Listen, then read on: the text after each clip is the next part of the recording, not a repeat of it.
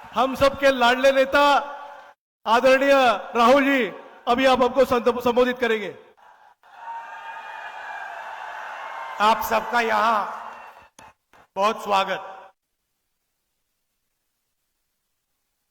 ये आपने हमारा मैनिफेस्टो देखा है। ये हमारे मैनिफेस्टो के 5 सबसे बड़े वायदे हैं। और अगर आप देखेंगे बहुत सोच समझ के हमने ये मैनिफेस्टो बनाया है। ये मैनिफेस्टो बंद कमरों में नहीं बना। ये मैनिफेस्टो हजारों लोगों से बातचीत करके, किसानों से मिलकर, मजदूरों से मिलकर, महिलाओं से, बुजुर्गों से बातचीत करने के बाद यह मैनिफेस्टो बना है। और इस पे जरूर हमने कांग्रेस पार्टी का निशान लगाया है, मगर सचमुच में यह जनता का मैनिफेस्टो है। यह कांग्रेस पार्टी का नहीं है, यह आपका है। आपकी आवाज, आपकी मन की बात हमने यहां स्टेज पे लिख दी है। इसके बारे में मैं आपको बताऊंगा, मगर इससे पहले देश की हालात के बारे में थोड़ा सा कहना चाहता हूं। पिछले 10 सालों में नरेंद्र मोदी जी ने चुने हुए अरबपतियों के लिए सरकार चलाई है। नाम आप जानते हो। सबसे बड़ा नाम अदानी जी। अदानी का नाम है। घर जाएंगे तो गूगल पे उनकी शेयर प्राइस जो है उसको देख लेना। जिस दिन नरेंद्र मोदी की सरकार आती है, उस दिन के बाद अदानी की शेयर प्राइस बढ़ती जाती है, बढ़ती जाती है, बढ़ती जाती है। और पूरा देश जानता है कि इसको नरेंद्र मोदी की सरकार कहा जाता है, मगर सचमुच में यह अदानी की सरकार है। एक अरबपति की सरकार है और सब कुछ अदानी के लिए किया जाता है। महाराष्ट्र में आपका एयरपोर्ट, मुंबई का एयरपोर्ट था, किसी और के हाथ में था। उस पर सीबीआई इंक्वायरी होती है, दबाव लगाया जाता है, धमकाया जाता है, और जादू से कुछ ही दिन बाद वो एयरपोर्ट अदानी जी के हवाले कर देता है। सब इंक्वायरी बंद हो जाती है, सीबीआई शांत हो जाती है। अदानी जी महाराष्ट्र का सबसे बड़ा एयरपोर्ट चलाते हैं। और ये सिर्फ एयरपोर्ट के साथ नहीं हुआ है, ये पोर्ट्स के साथ हुआ है। हिंदुस्तान के सारे पोर्ट्स इनके हाथ में हैं। इंफ्रास्ट्रक्चर के साथ हुआ है। पुल बनते हैं, सड़कें बनती हैं, फायदा उन्हीं को जाता है। खदान उनकी, कोयला उनका, सोलर पावर उनका, विंड पावर उनका, बिजली उनकी, सारा का सारा अदानी जी के लिए। और 5-10 और होंगे। इससे हुआ क्या कि आज हिंदुस्तान में 22 ऐसे लोग हैं, 22, सिर्फ 22, जिनके पास उतना ही धन है जितना हिंदुस्तान के 70 करोड़ लोगों के पास। मतलब देखिए, 22 लोग, पहली लाइन में 22 लोग बैठे हैं। आप सोचिए, इतने लोगों के पास उतना ही धन है जितना हिंदुस्तान के 50% आबादी के हाथ में है। और 24 घंटा नरेंद्र मोदी जी कभी धर्म की बात करेंगे, कभी गरीबों की बात करेंगे, कभी हिंदू मुस्लिम कहेंगे, एक जात को दूसरी जात से लड़ाएंगे, और लक्ष्य एक ही है कि आपका जो धन है, आपको पता भी नहीं लगता, जो आप जीएसटी में देते हो, आप शर्ट खरीदते हो टैक्स लग जाता है, पेट्रोल खरीदते हो टैक्स लग जाता है, जूते खरीदते हो, टूथपेस्ट खरीदते हो, जो भी आप खरीदते हो उसमें टैक्स लग जाता है, और आप उतना ही टैक्स देते हो जितना गौतम अदानी देता है। अगर आपने शर्ट खरीदी, 500 रुपए की शर्ट खरीदी, आप भी 18% दोगे, अदानी भी 18% देगा, और आपकी आमदनी हजारों में, उसकी आमदनी हजारों करोड़ों में, टैक्स एक ही देते हो। 24 घंटा मीडिया प्रधानमंत्री का चेहरा टीवी पे दिखाता है। मैं कन्याकुमारी से कश्मीर चला, 4000 किलोमीटर चला, और रास्ते में हजारों लोगों से मेरी बातचीत हुई, किसानों से, युवाओं से, सबसे मिला मैं पूछता था सबसे जरूरी मुद्दा कौन से हैं, कौन सा है? सब लोग जवाब देते थे बेरोजगारी, बेरोजगारी, महंगाई, किसान को सही दाम नहीं मिलते,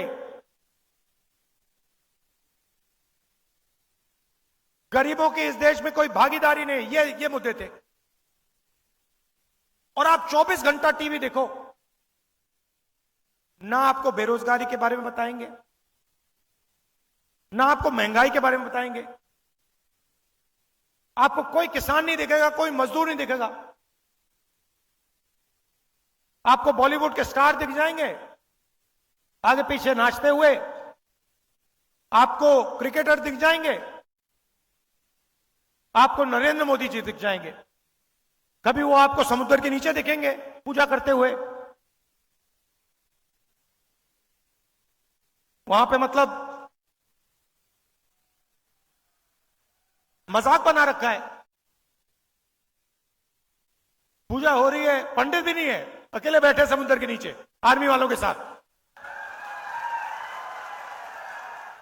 और फिर एकदम समुद्र से आसमान में जाएंगे, सी प्लेन में, हेलीकॉप्टर में, ऊपर से। कोविड आएगा, लाशों के ढेर पड़े हुए हैं, गंगा में लाखों लाश चल रही हैं, हजारों लाशें चल रही हैं, और प्रधानमंत्री कहते हैं भाइयों और बहनों थाली बजाओ। नहीं, और मीडिया कहता है देखो प्रधानमंत्री ने क्या गजब की बात बोली है, कमाल कर दिया।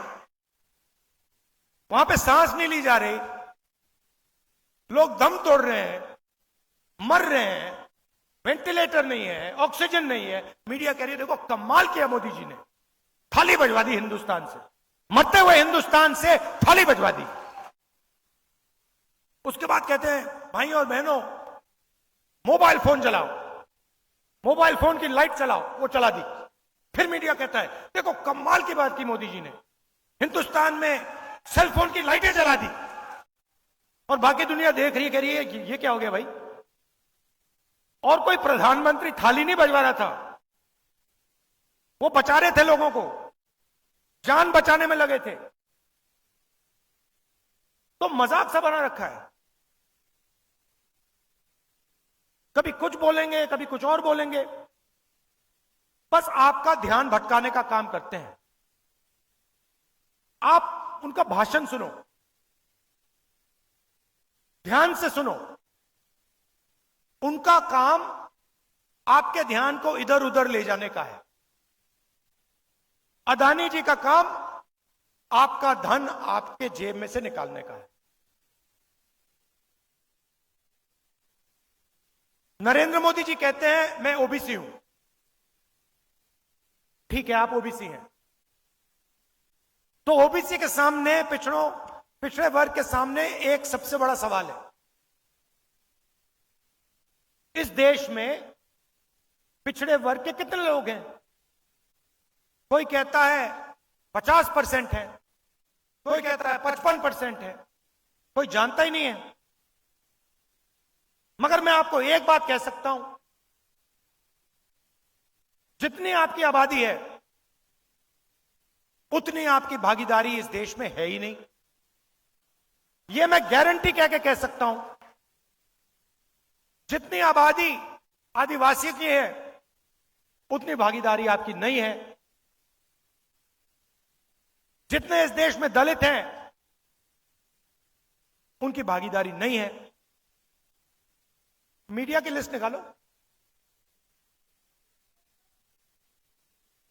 वो मोदी मीडिया है, मगर देखिए, आपको आंकड़े पकड़ने चाहिए, आपको आंकड़े निकालने चाहिए। देखिए, यहां बैठे हैं, ये जनता की आवाज कभी नहीं उठाते। मैं इनके सामने बोल रहा हूं, इनकी गलती नहीं है, ये जूनियर लोग हैं, इनको गुलाम बना के रखा हुआ है वहां पे, ये कुछ नहीं कर सकते, इनको ऑर्डर आता है। इन बेचारों को सैलरी लेनी है, बच्चे पालने हैं, इनकी गलती नहीं है, पीछे से ऑर्डर आता है। मगर आप इनकी लिस्ट निकालिए, हिंदुस्तान के मीडिया के मालिकों की लिस्ट निकालिए, इनकी सीनियर मैनेजमेंट की लिस्ट निकालिए। बड़े बड़े जो इनके एंकर्स हैं, जो 24 घंटा टीवी पे आते हैं, टिप्पणी करते हैं, ज्ञान देते हैं देश को, उनकी लिस्ट निकालिए। मैंने निकाली है।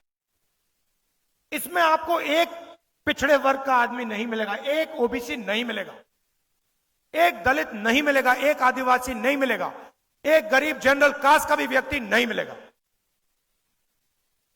इसलिए ये आपकी बात नहीं करते। क्यों करें? ये आपके हैं ही नहीं। इनको छोड़िए, हिंदुस्तान की 200 सबसे बड़ी कंपनियों की लिस्ट निकालिए, उनके मालिकों की लिस्ट निकालिए। सब जानते हैं 200 बड़ी कंपनियां कौन सी हैं, उनकी लिस्ट निकालिए। उनकी मैनेजमेंट की लिस्ट निकालिए, उनके बड़े बड़े अफसरों की लिस्ट निकालिए। मुझे दिखा दीजिए उसमें ओबीसी कौन है, पिछड़े वर्ग का बता दो, दिखा दो मुझे कौन है वहां पे। हिंदुस्तान की 200 सबसे बड़ी कंपनियों में एक ओबीसी वर्ग का मालिक नहीं है, एक दलित मालिक नहीं है, एक आदिवासी मालिक नहीं है। मैं ऐसे नहीं बोल रहा हूं, मैंने पता लगाया है, मैंने लिस्ट निकाली है। मतलब 90% आपकी आबादी, और हिंदुस्तान की 200 सबसे बड़ी कंपनियों में आपका एक आदमी नहीं, मीडिया में आपका एक आदमी नहीं, प्राइवेट अस्पताल के मालिक की लिस्ट निकाली, उधर आपका कोई नहीं, सबसे बड़े कॉलेज यूनिवर्सिटी इनकी लिस्ट निकाले, उधर आपको नहीं मिलेगा। अब आप कहोगे भैया ये तो हमारा काम नहीं है, तो फिर ठीक है, हिंदुस्तान की सरकार को 90 अफसर चलाते हैं, बजट बढ़ता है, महाराष्ट्र को पैसा आता है, तमिलनाडु को पैसा जाता है, सड़कों में लगाया जाता है, डिफेंस में जाता है। बजट को 90 लोग बांटते हैं, 90 आईएएस अफसर हैं, लाखों करोड़ रुपए वो बांटते हैं, डिसाइड करते हैं कहां जाएगा, आपके बच्चों की शिक्षा में कितना जाएगा। 90 नाम में से एक नाम दलित है, एक नाम आदिवासी है, 3 नाम ओबीसी है। आपकी आबादी 50% और 90 में से 3, और वो भी छोटे छोटे डिपार्टमेंट में पीछे कहीं बैठे हुए हैं, बड़े डिपार्टमेंट में कोई नहीं है। और अगर हिंदुस्तान की सरकार 100 रुपए खर्च करती है तो दलित, ओबीसी, आदिवासी अफसर 6 रुपए 10 पैसे का निर्णय लेते हैं। आपकी आबादी कहां 90%, भागीदारी 100 रुपए में से 6 रुपए 10 पैसे। और फिर प्रधानमंत्री कहते हैं मैं ओबीसी हूं। कैसे ओबीसी हो आप? पिछड़ों का आपने क्या किया? ओबीसी के लिए क्या किया आपने, यह बता दो मुझे। कौन सी योजना आप लाए हिंदुस्तान के किसानों के लिए? वो ओबीसी हैं। गरीबों के लिए कौन सी योजना लाए? जो छोटा व्यापार चलाते हैं उनके लिए कौन सी योजना लाए? मुझे बता दो। एक योजना नहीं लाए आप। आदिवासी अफसर 100 रुपए में से 10 पैसे का निर्णय लेता है। दलित 100 रुपए में से 1 रुपए का निर्णय लेता है। पिछड़े वर्ग ओबीसी 100 रुपए में से 5 रुपए का निर्णय लेते हैं। अब आप कहोगे राहुल गांधी ने बात तो बता दी, मगर सॉल्यूशन क्या है? इसको ठीक कैसे किया जाए मैं बताता हूं। जाति जनगणना,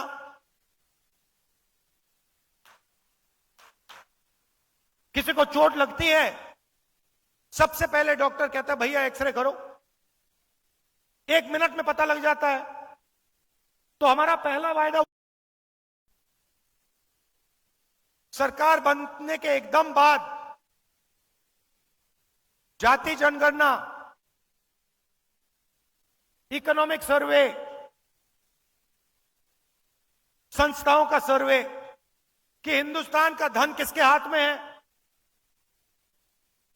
कितना धन पिछड़े वर्ग के हाथ में है, कितना दलितों के हाथ में है, कितना आदिवासियों के हाथ में है, कितना गरीब जनरल कास्ट के हाथ में, कितना माइनॉरिटीज के हाथ में।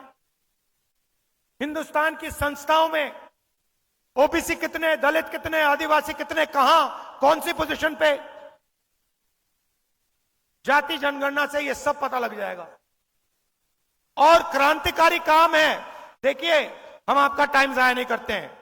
कांग्रेस पार्टी आजादी के लिए लड़ी, हरी क्रांति, सफेद क्रांति, कंप्यूटर रेवोल्यूशन, बैंक नेशनलाइजेशन, ये काम हम करते हैं आपके लिए, आपके साथ मिलके। तो ये क्रांतिकारी काम है। इसके बाद दूध का दूध, पानी का पानी हो जाएगा, सबको पता लग जाएगा भागीदारी किसकी है, कितनी है, कहां है। तो ये पहला कदम है। दूसरा कदम, यहां पे महिलाएं आई हैं। आप देश के भविष्य की देखभाल करती हो और आप डबल काम करती हो। आप जॉब भी करती हो और आप घर भी चलाती हो, बच्चों की भी देखभाल करती हो। करती हो नहीं करती हो? मगर इसके लिए आपको कभी सही कॉम्पेंसेशन नहीं दिया गया। सही बात है ना? आप जाके जॉब करते हो, आप पुरुष हो, आप जाके जॉब करते हो, आपको सैलरी मिलती है। आपकी बीवी घर में काम करती है, वो भी जॉब करती है, जॉब के लिए उसको सैलरी मिलती है। मगर जो घर में काम करती है उसके लिए उसको कुछ नहीं मिलता। तो आपको मिलता है, मगर ये डबल काम करती है, इनको डबल पैसा नहीं मिलता।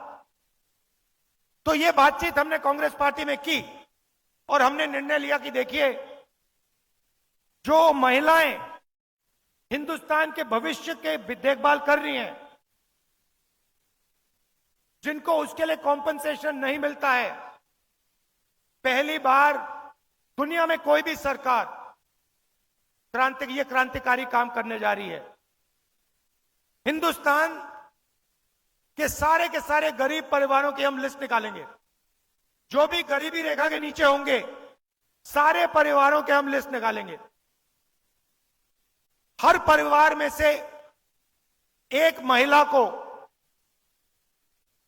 हम चुनेंगे और उस महिला के बैंक अकाउंट में साल के 1 लाख रुपए आपकी अगली सरकार डाल देगी। हर महीने ठकाठक 8,500 रुपए आपके बैंक अकाउंट में। 1 तारीख को आप उठेंगी, बैंक में जाएंगी और देखेंगे कि भैया 8,500 रुपए सरकार ने आपके बैंक अकाउंट में डाल दिया। और ये कोई तोहफा नहीं है, गिफ्ट नहीं है। ये मत सोचिए कि ये गिफ्ट है। जो आप हर रोज घर में करती हो, मदद करती हो, बच्चों की देखभाल करते हो, हिंदुस्तान के भविष्य की देखभाल करते हो, इसके लिए आपको पैसा दिया जा रहा है। अगर नरेंद्र मोदी ने 22 लोगों को 16 लाख करोड़ रुपए दिए हैं,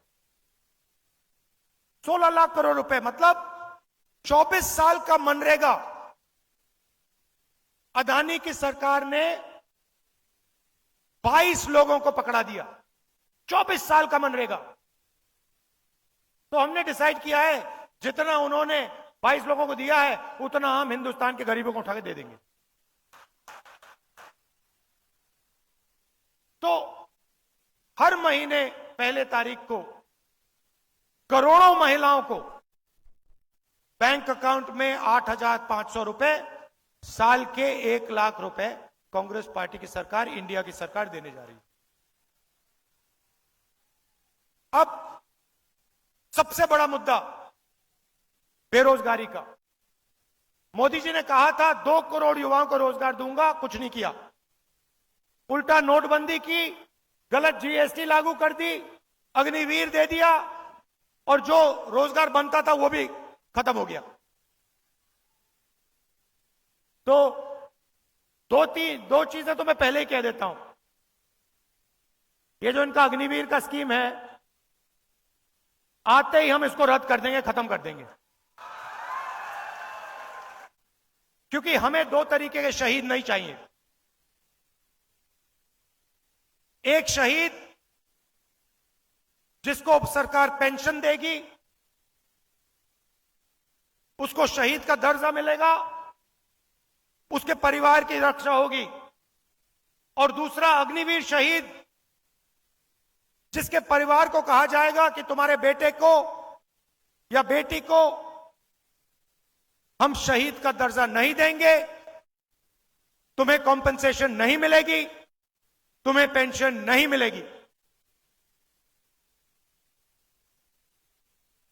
यह बिल्कुल गलत है।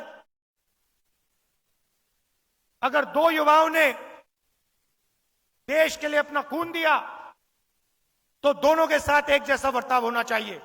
इसीलिए हम अग्निवीर स्कीम को पहले दिन आके खत्म करेंगे। और भाइयों और बहनों, एक बात समझिए, यह स्कीम आर्मी नहीं चाहती।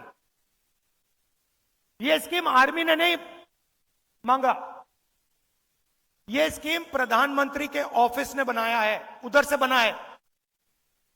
प्रधानमंत्री ने यह स्कीम लागू की है। प्रधानमंत्री के ऑफिस ने सेना को कहा है कि तुम अग्निवीर बनाओ। और हिंदुस्तान का कोई युवा ऐसा नहीं है जो अग्निवीर चाहता है। पहले रिक्रूटिंग सेंटर्स होते थे, वो सब बंद पड़े हैं, कोई नहीं जा रहा वहां पे, क्योंकि सब जानते हैं अग्निवीर बनेंगे, पेंशन नहीं मिलेगी, शहीद का दर्जा नहीं मिलेगा, कैंटीन नहीं मिलेगी। तो सबसे पहले इसको रद्द करेंगे। दूसरा काम, ये जो इन्होंने गलत जीएसटी लागू की है, जिससे छोटे व्यापारी खत्म हो गए हैं, स्मॉल मीडियम बिजनेस खत्म हो गए हैं। ये 5 अलग अलग टैक्स, दलाली वाली जीएसटी, एक्सटॉर्शन वाली जीएसटी, इसको हम बदलेंगे। एक टैक्स होगा, कम से कम टैक्स होगा। और जो हमारे किसान हैं जो आज टैक्स दे रहे हैं, उनकी बात मैं थोड़ी देर में कर रहा हूं, मगर कम से कम टैक्स होगा और एक टैक्स ब्रैकेट होगा। 30 लाख सरकारी वैकेंसीज हैं। 10 साल में नरेंद्र मोदी जी ने इनको नहीं भरा। 30 लाख वैकेंसी हम भर के आपको पकड़ा देंगे।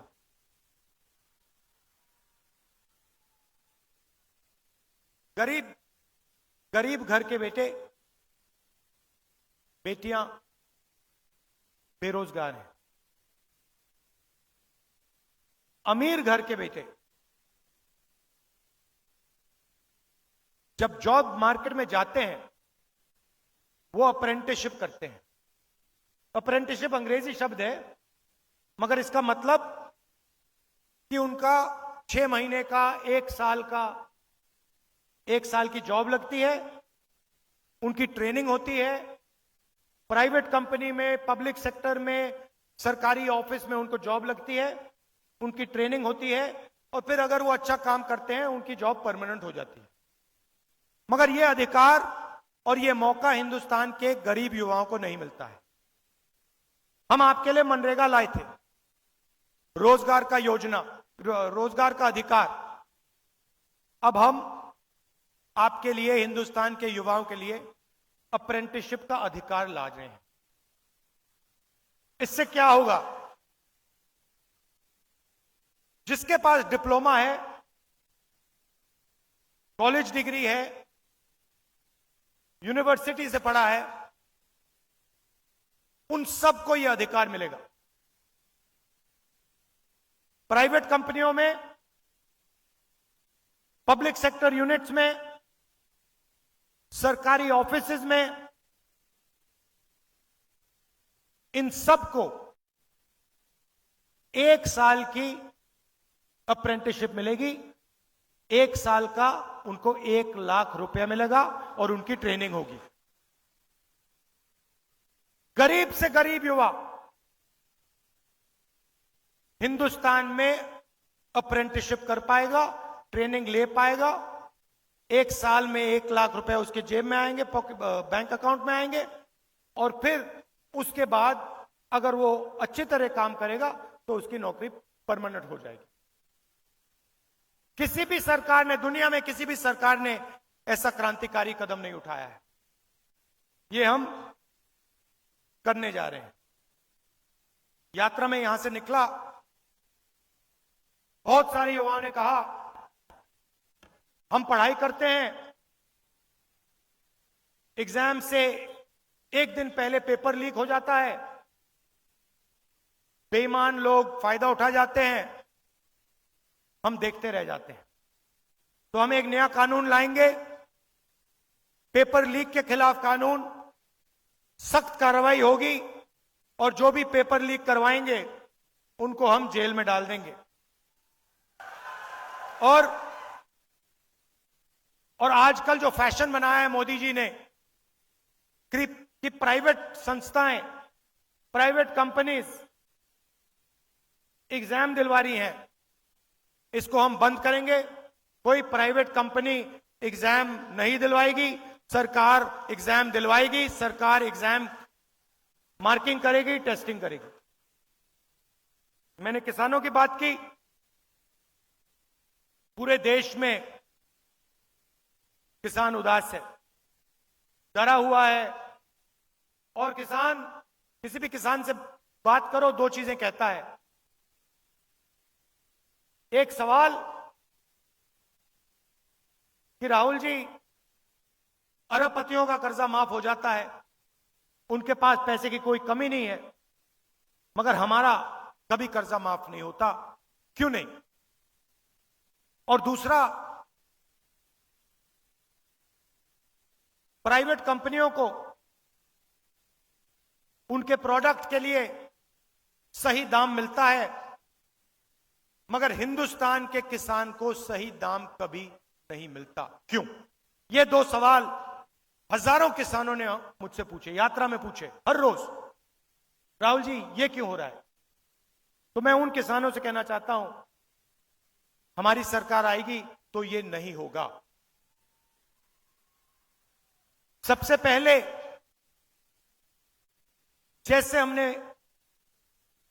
आपका कर्जा माफ किया था, हम फिर से हिंदुस्तान के किसानों का कर्जा माफ करेंगे।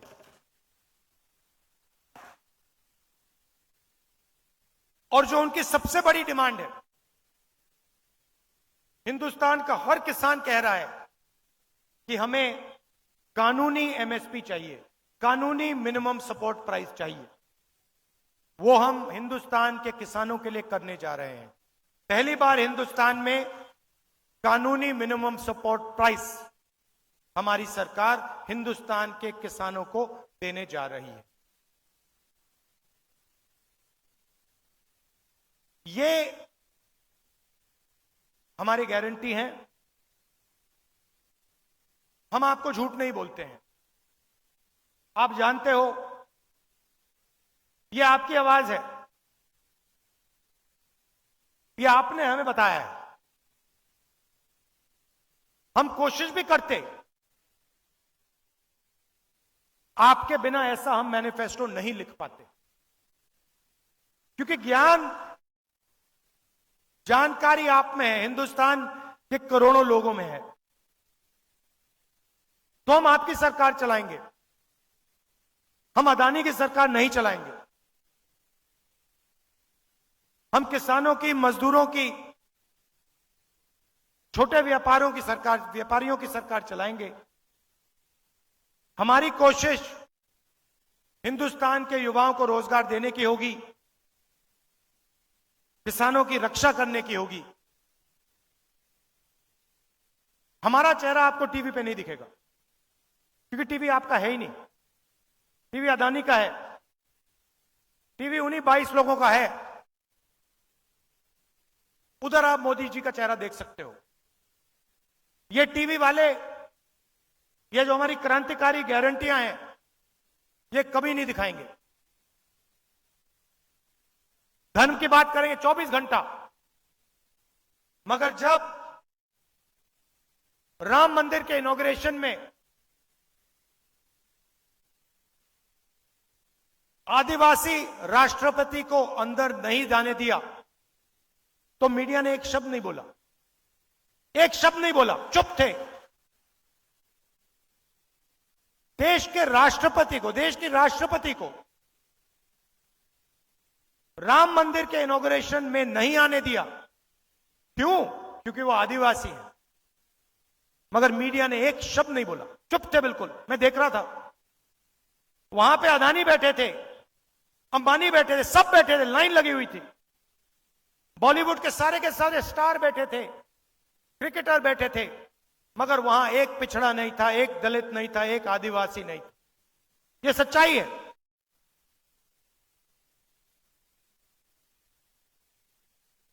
और इन 5 में से हिंदुस्तान के लिए सबसे जरूरी, हिंदुस्तान के भविष्य के लिए सबसे जरूरी जाति जनगणना है। क्योंकि इससे जो आपके साथ धोखा हो रहा है, जो आपको झूठ बोला जा रहा है, वो सबके सामने आ जाएगा। प्रधानमंत्री कहते हैं कि ओबीसी की सरकार है, गरीबों की सरकार है। नहीं, गरीबों की नहीं है, ओबीसी की नहीं है, दलितों की नहीं है, आदिवासियों की नहीं है, गरीब जनरल कास्ट की नहीं है, 22-25 लोगों की है। हमारी सरकार ये 5 काम आपके लिए करके, गारंटी करके, मैं यहां कह रहा हूं, ये हम आपके लिए करके दिखा देंगे। आप सब आए, इसके लिए आप सबको दिल से धन्यवाद। नमस्कार, जय हिंद।